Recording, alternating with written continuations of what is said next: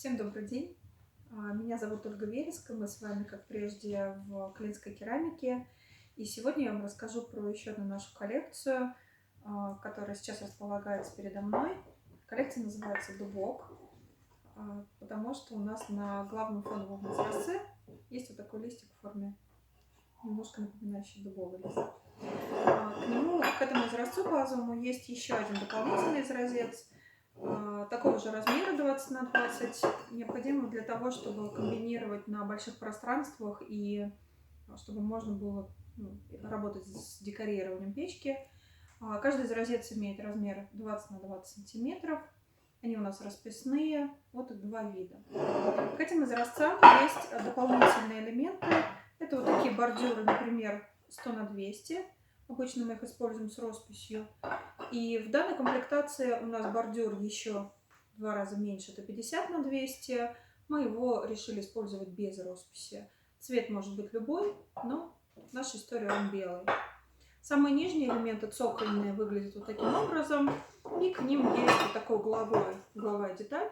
Это самые-самые нижние, все, что встает у нас в угол, мы их называем цокольными. Такие. Верхние элементы — это карнизы.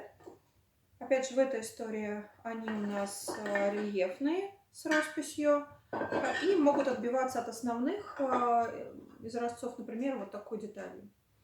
Ко всем элементам есть угловые детали. Это угловой изразец может быть рельефный и расписной, а может быть просто однотонно белый. У них у всех размеры 50 на 50 на 200. Это размер по конструктиву, внутренний размер изразца. Для того, чтобы можно было создавать какие-то интересные истории, конечно, все изразцы мы можем комбинировать, все коллекции. Чаще всего сохраняется цветовая гамма и берутся какие-то дополнительные элементы в виде, например, в нашей истории это вот такие совы. У нас их 4 вида совы, о чем мы расскажем в следующем нашем ролике. Вот такие совы, к ним бордюры, которые можно так ставить, так. Да? И, конечно, вот такие элементы дополнительные, которые немножко придадут такой геометрический акцент на наш портал. В данном случае у нас это будет портал.